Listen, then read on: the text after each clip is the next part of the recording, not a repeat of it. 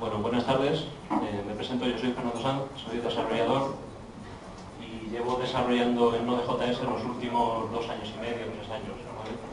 Con lo cual ya voy teniendo una visión de lo que es el mundo de Node.js. En esta charla lo que queríamos es un poco hacer una charla introductoria, muy básica de lo que es la tecnología de Node.js. Bueno, vamos a repasar un poquito qué es, cómo funciona, cómo se instala, cómo funciona la gestión de paquetes de Node.js. Vamos a ver también alguna librería, algún paquete que se suele utilizar mucho en los desarrollos en Node.js. Y vamos a intentar al final, si nos da tiempo, ver un poquito cómo se pueden depurar aplicaciones en Node.js, ¿vale?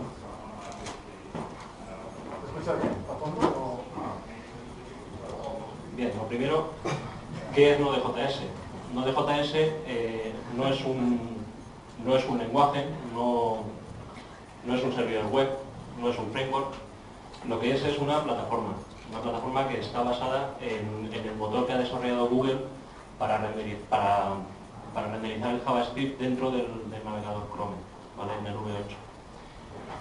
Y está basado en una arquitectura orientada a eventos. Si conocéis en otros lenguajes hay otras alternativas a Node.js, por ejemplo en Python, Twister o Tornado, en Ruby tenemos también el Machine, y en Java están Netty y VertX, que de hecho VertX probablemente es una de las soluciones más rápidas para este tipo de problemáticas que hay en el mercado. De hecho es mucho más rápida que Node.js, según algunos ven. Bien.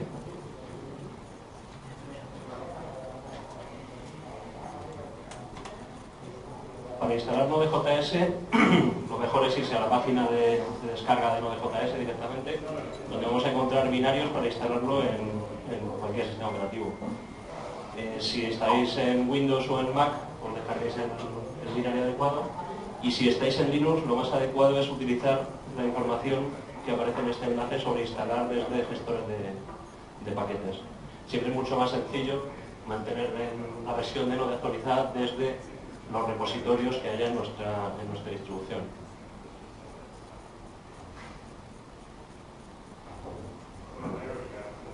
¿Vale? En esta página tenéis aquí toda la información sobre para instalarlo en diferentes distribuciones de Linux.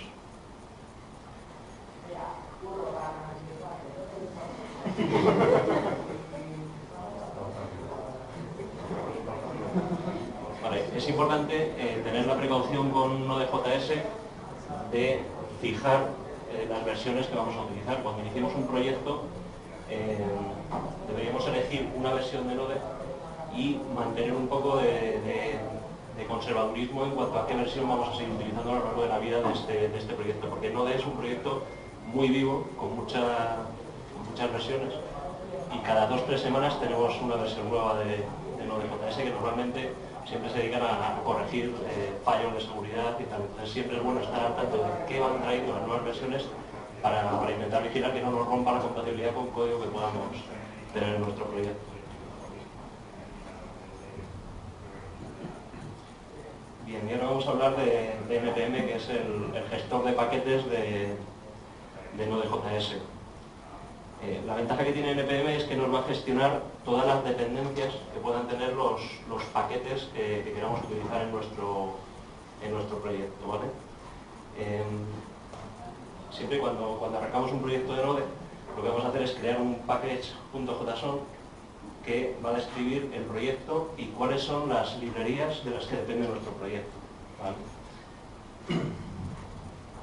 Y luego dentro del proyecto lo que va a haber es un directorio que se llama node-modules, donde se instalan todos los paquetes, todos los módulos, las dependencias que vayamos instalando dentro de este proyecto. Entonces es importante nunca incluir el directorio node-modules en nuestro sistema de control de versiones, en nuestro GIDO, en nuestro subversion, porque va a tener un tamaño que no tiene sentido almacenarlo dentro de nuestro control de versiones. Y también es importante, igual que antes lo hemos comentado con el propio Node.js, gestionar qué versiones de los paquetes vamos a manejar. ¿Vale? Los paquetes también hay una comunidad muy viva, muy activa en Node.js, y las versiones de los paquetes también evolucionan con mucha rapidez. Entonces es importante, cuando elijamos un paquete para un proyecto, fijar la versión con la que vamos a trabajar y luego vigilar los cambios de esos paquetes para no encontrarnos con problemas de compatibilidad.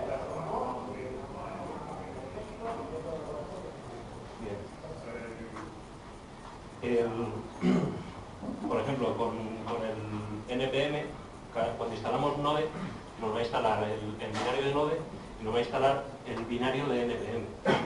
Entonces, con el comando NPM podemos, por ejemplo, crear el proyecto, el package.json, con el comando npinit, por ejemplo. Para instalar un paquete dentro de un proyecto, utilizaríamos npm install y el nombre del paquete, y eso simplemente lo instalaría, pero no lo guardaría dentro del package.json. Para eso tendríamos que utilizar la opción save, que lo que hace es actualizar el package.json con ese paquete como dependencia del proyecto.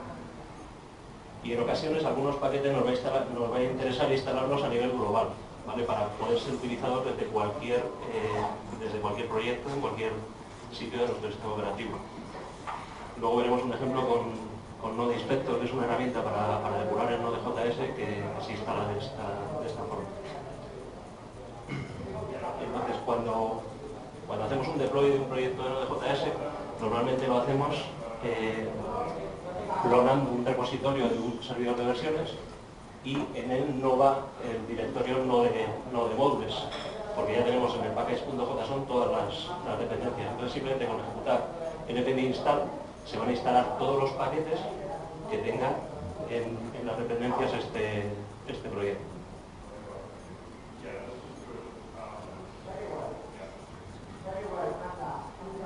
Y ahora vamos a hablar un poquito del asincronismo en Node.js. Vamos a ver si os parece un ejemplo.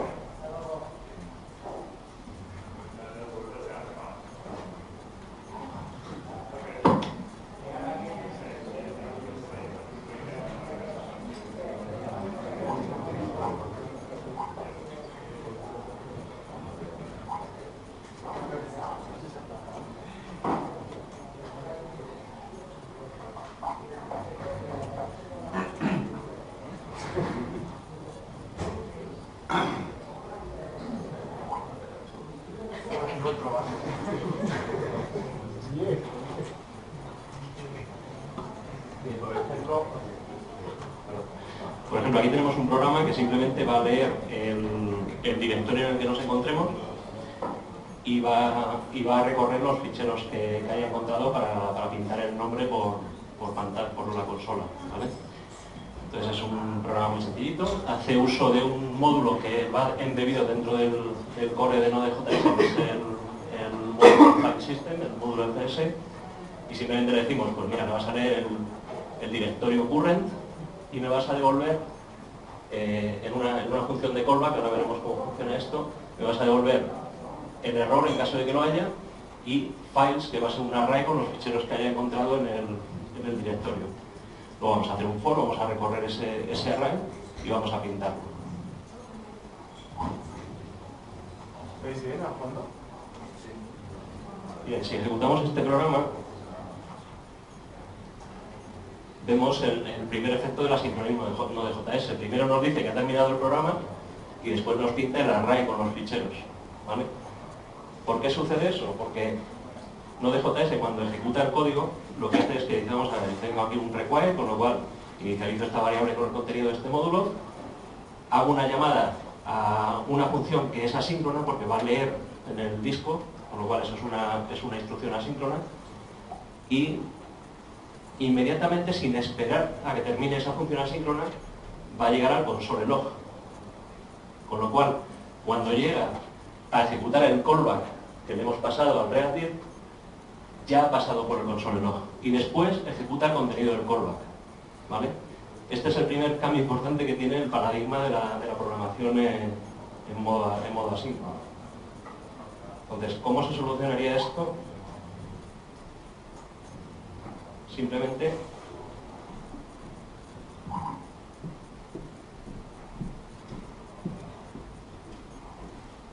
tenemos que tener en cuenta siempre dónde se producen los eventos de nuestro programa. En este caso, si queremos controlar dónde ha terminado el proceso, en este código el proceso termina cuando hemos terminado el bucle en el que estamos iterando los ficheros, ¿vale? Entonces, si ejecutamos este código, ya sí veríamos que se ejecuta con el orden normal, o con el orden esperado, ¿vale?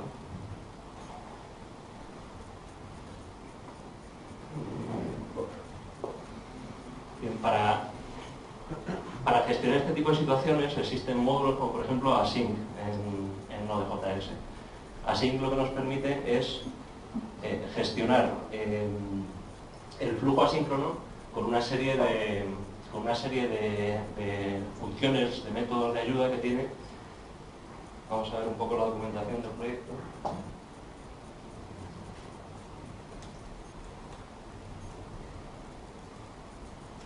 Por ejemplo, tiene métodos para iterar arrays o colecciones, como por ejemplo each, que lo que va a hacer es que le pasamos un array y él va a llamar a un callback para cada elemento que tenga ese array, ¿vale?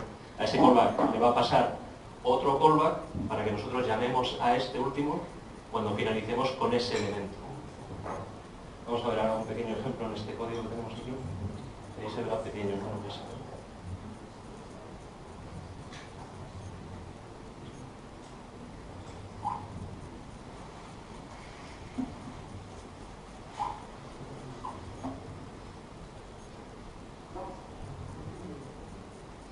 Vamos a ver primero un ejemplo de código sin utilizar la librería Async.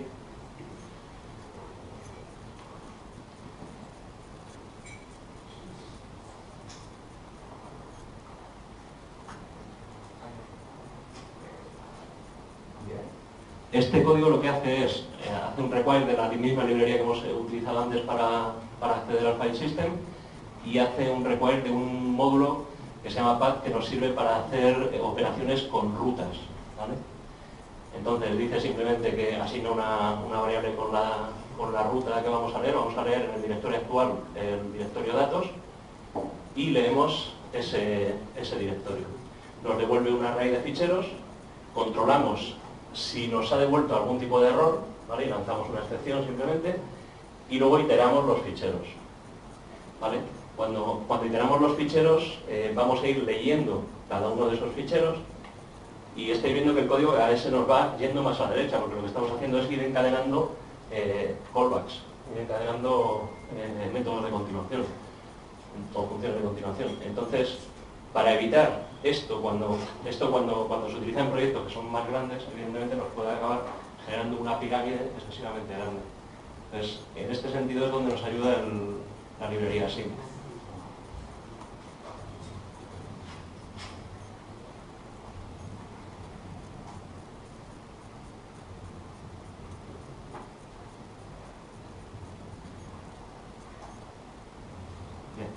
Aquí vamos a utilizar la función waterfall, que lo que hace es que nos va a permitir ir ejecutando una serie de funciones en cascada, permitiéndonos que la salida de cada función sirva como entrada de la siguiente función.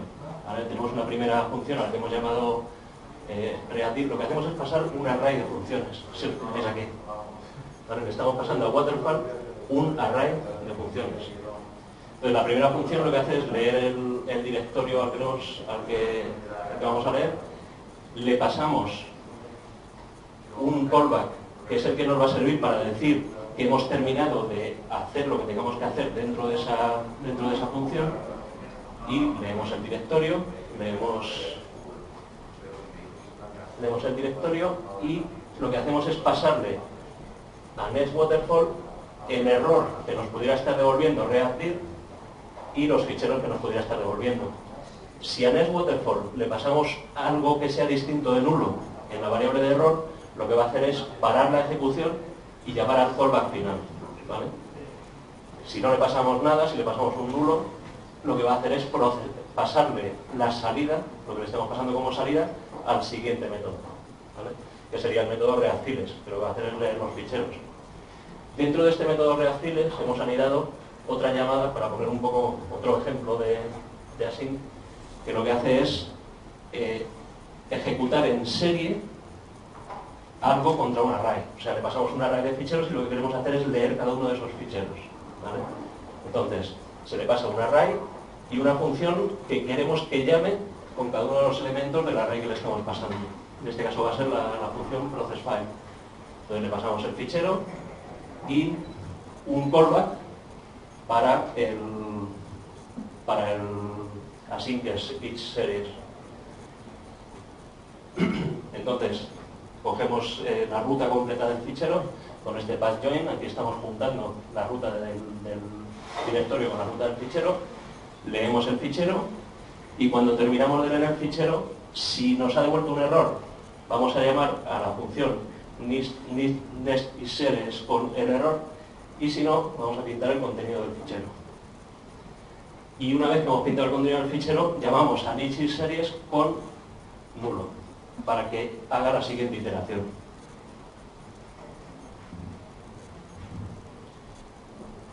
Esto se podría hacer de una forma un poco más completa, pero bueno, por explicar bien cómo funciona el tema del asincronismo aquí, cuando llamamos a un callback, si llamamos a nest_series, debemos hacer un return a continuación, porque si no continuaría, aunque tengamos aquí una llamada al callback, continuaría la ejecución. Entonces, cuando queramos salir de la ejecución de esta función, tenemos que hacer una llamada al return, ¿vale? Para salir.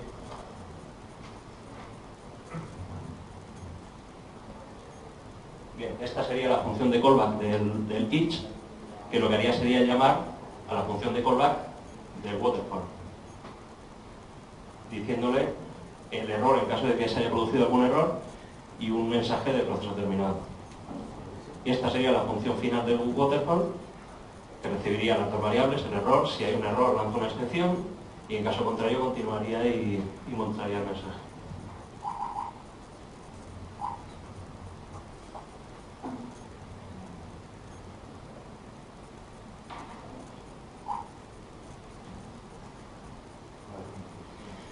Y eso es lo que hace: recorre el directorio, lee los ficheros, pinta el contenido y al final el proceso terminado. Esto nos permite estructurar un poco más el contenido del programa en estos casos síncronos.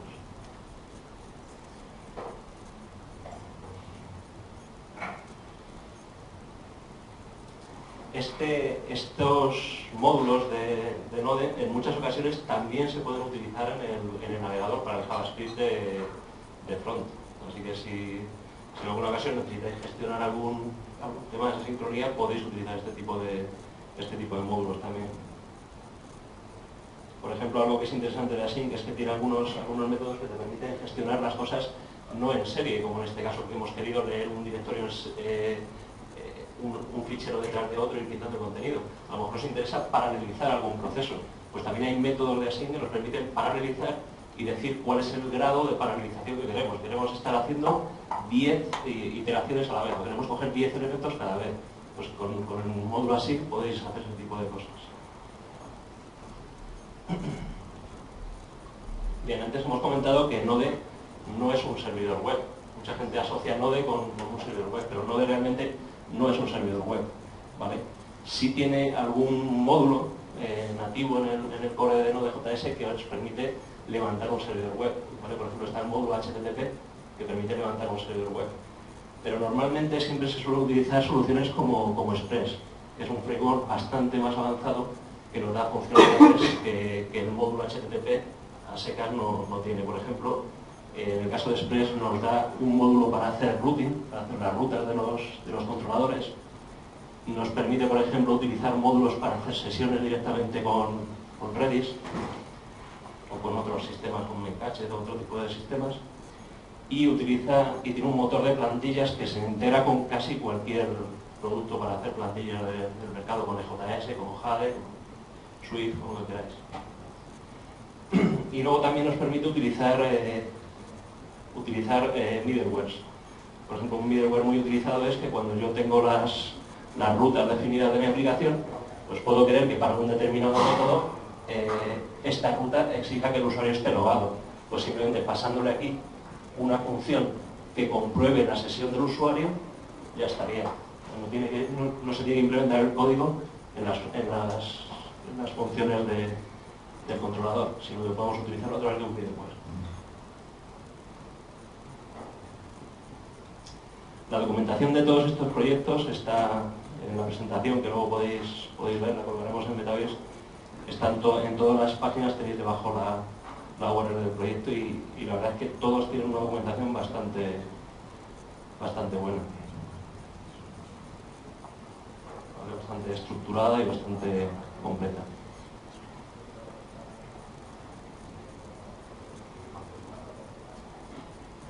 Bien. Otros módulos que son interesantes, que se suelen utilizar en Node.js, por ejemplo, para hacer persistencia contra MongoDB, el más utilizado suele ser Mongoose, que es en vez de llamarle ODM, le llaman ODM como Object Document Model. Y para utilizar bases de datos relacionales se suele utilizar mucho Sequelize. Normalmente tienes que instalar el módulo Sequelize y el módulo correspondiente a la base de datos que vayas a emplear. Por ejemplo, el módulo nativo de MySQL para utilizar MySQL o MariaDB, el módulo de Sequelize, Sequelize me parece que lo maneja de forma nativa el Sequelize, o el módulo de PostgreSQL. Para hacer llamadas a servicios web se suele utilizar mucho el método request, que nos facilita mucho la gestión de peticiones HTTP o HTTPS. Y para hacer envío de emails se suele utilizar mucho NodeMailer porque viene con una preconfiguración de casi todas las plataformas de envío masivo de email del mercado. ¿Vale? Por ejemplo, MailChimp, Mailgun, todas las plataformas habituales que hay en el mercado. Con Gmail, por ejemplo, simplemente en vez de decirle que tienes que configurar el SMTP, le dice el servicio es Gmail y él ya sabe, con que le digas el nombre de la cuenta que vas a utilizar, él ya tiene toda la configuración hecha. Y bueno, por ejemplo, para que os hagáis una idea de lo vivo que es el desarrollo Node.js, hace poco ha sobrepasado el número de módulos a Java, a Perl, a un montón de poco. A lo que ha pasado ha sido a Maven, el número de paquetes este verano.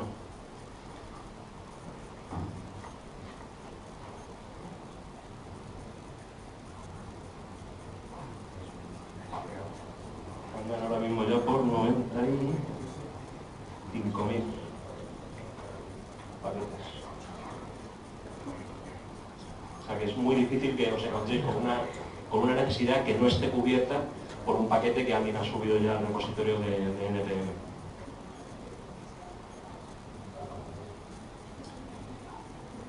Bien, y lo último que quería ver es el debug. No sé si nos da tiempo a echarle un vistazo. Sí. Sí, vamos a intentar que sea rápido.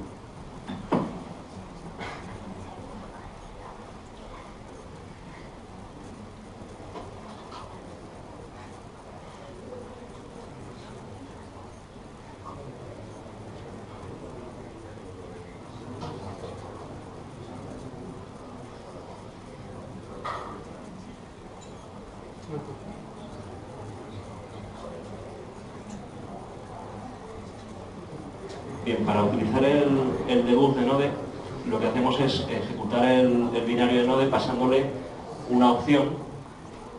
En este caso le voy a pasar debug break porque el programa con el que lo vamos a probar es un programa que empieza, lee los ficheros y acaba. Entonces me interesa que en cuanto empiece la ejecución del programa se pare. En la primera línea de código se va a parar un punto de ruptura.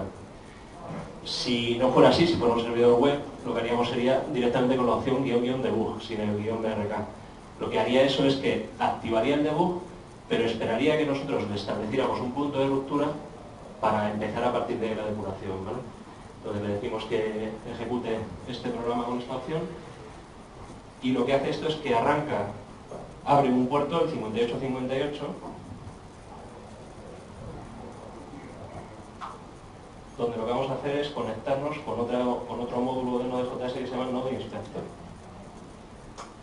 ¿Vale? Node Inspector lo que hace es, se conecta al puerto 5858 de Node y publica a través del puerto 8080.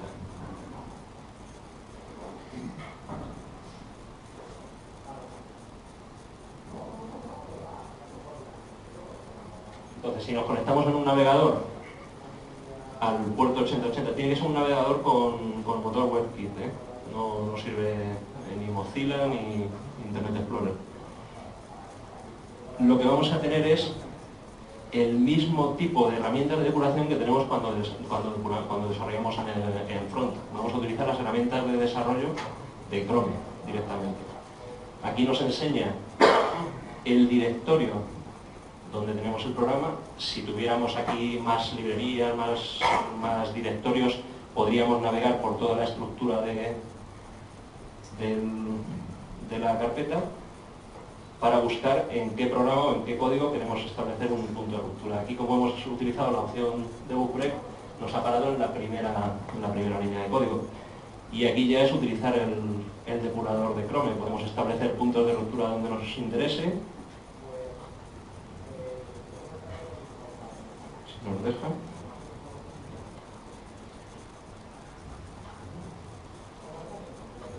Efecto demo total.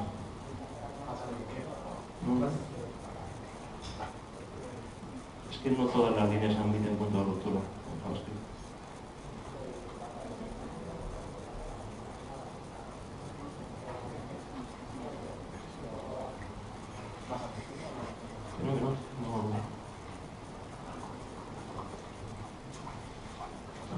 Un segundo.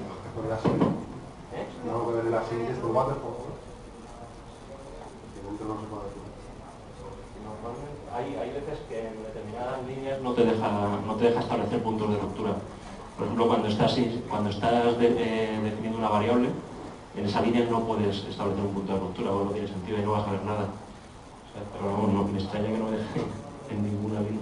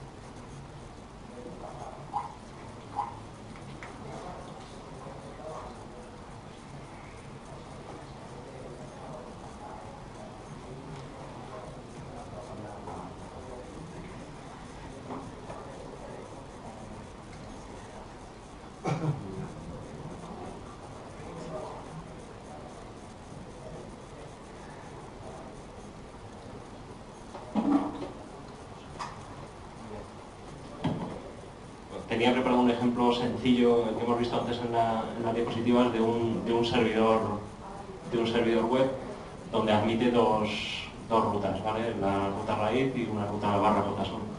Vamos a ver si aquí nos deja establecer punto de ruptura. Y sí. Bien, ahora lo he ejecutado con la opción debug, no con la opción debug break que utilizamos antes. Porque lo que va a hacer el sistema ahora mismo está esperando peticiones. ¿Vale? Está esperando peticiones a través del puerto 3000.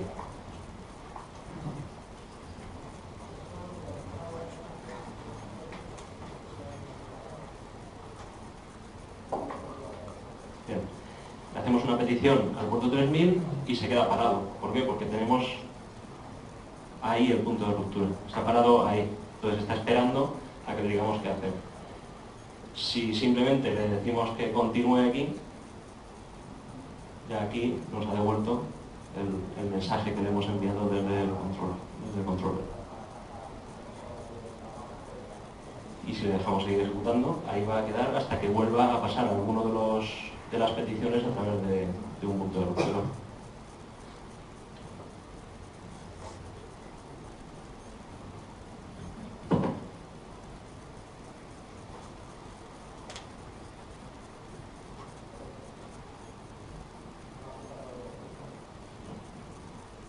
Aquí se para en el otro. Y aquí podríamos depurar cualquier cosa. O sea, en este caso estamos utilizando el módulo Express para servir este servidor web. Pues podríamos entrar dentro de la función JSON del objeto response de Express. Vale, aquí podríamos entrar con esta opción de entrar dentro de la función y podríamos depurar o bien nuestro código o bien el código de cualquiera de las librerías que hagamos uso dentro de nuestro proyecto.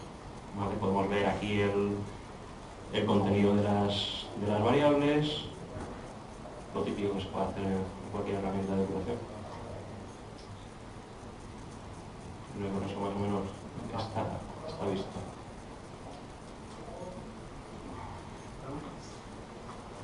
Y luego os quería comentar algunos proyectos interesantes que hay en el ecosistema de Node. Por ejemplo, Node WebKit te permite utilizar desarrollos hechos en Node.js como aplicación de escritorio. Lo que hace es encapsular dentro de una ventanita de WebKit la aplicación de Node.js.